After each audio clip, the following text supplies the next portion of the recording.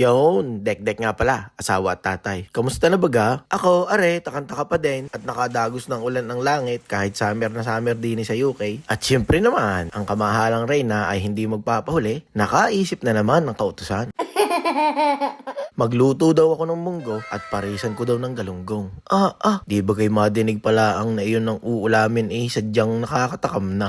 Tamang-tama daw at maulan at malamig. Oo nga, kaso hindi naman siya mababasa pag namili na ng sahog. Kaso sa isang banda ako'y napaibig din sa ulam na iyon. Ibinabalik kasi ako ng ulam na iyon sa Pilipinas kada makakain ko. Di kayo nakakamiss. Gets na gets iyan ng mga OFW yung katulad ko, di ba ga? Ay siya, bumangon ako at tulo na ang kayat sa takam, kaya tara nang mamili. First stop ay ang pinakamalapit na shop sa amin na nagbebenta ng mga Filipino products. Dini ko binili ang galunggong. Dito ko din binili ang chicharon, ang palaya at kamatis. Di ko na nga lang nabidyohan, sorry. Second stop ko naman, Tesco. Dini ko naman binili ang baby spinach, sibuyas, nor cubes at pork belly.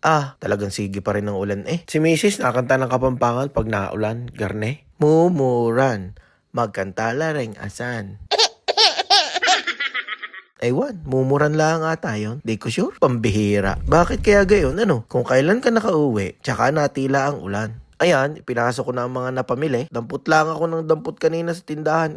Paano i-card ni mami ang gamit ko? Hey! Inuna ko na munang ibabad ang galunggong gawa ng frozen pa. Madalas talaga pag mga isda tulad ng bangus, tilapia o galunggong, frozen dito. Yun ang mas mabilis mong makikita sa mga tindahan. Kaya nakakamiss sa atin Isang iktad mo lang palingkin Tapos sariwa pa ang mabibili mo. Ganun talaga, daanin na lang sa luto. Hiniwa ko na ang baboy ng maliliit para magmukhang madami pag naluto na. Pork belly po iyan mga ka-husband. Wow. Nasa trabaho nga pala si Mrs. niyan. Tapos ang mga bata ay nasa itaas doon sa kanilang kwarto. Nakakumot at nakatingin lang sa bintana. Pinapanood ang ulan. Sana all. Walang iniisip na labahin. Bayad sa tubig, bayad sa kuryente, bayad sa internet, at doon sa in-order kong hulugan na brief. Yung tipong ang nasa isip mo lang ano kayang oras maluluto ni daddy ang ulam? Yun, tapos na ang baboy. Sunod na aring kamatis. Tapos aring ampalaya na nito ko lang napansin na mas maliit pala kaysa sa mga ampalayang nabibili sa atin. Kaya 3 binili ko at kaliliit nga. Sibuyas naman. Medyo naulaga ako sa parting ito. Gawa ng meron pa pala kaming sibuyas. Pagkakadami pa. Kaso nakabili pa ako uli, 3 malalaki. Utas na naman kay Rain ng Bruhilda mamaya pag napansin Huwag nyo na ikikwento kung gusto pa ninyo ako makapag-vlog. Isunod na hiwain ang panakot sa aswang. Siya nga pala, may munggo kami na naka-stack kaya bago ako namili ay isinalang ko na at pinakulo para mamaya ay namutok na at malambot na malambot. Ayan, igisa na natin ng mga ako'y may pansit canton. Wow. Tatabi ko na sa ilalim ng lababo at baka makakita pa ni Galing, maunahan pa ako. Nagsabaw na ng kanya ang baboy, kaya yan, hinulog ko na ang kamatis, wonton powder at paminta. Kulo-kulo, halo-halo, at yan, pwede ko nang pagsamahin. Hinulog ko na din ng nor.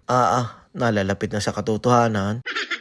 Yun, ang ampalaya, inihulog ko na din. Diyan ka na muna munggo At papaling na muna ako din sa kawali.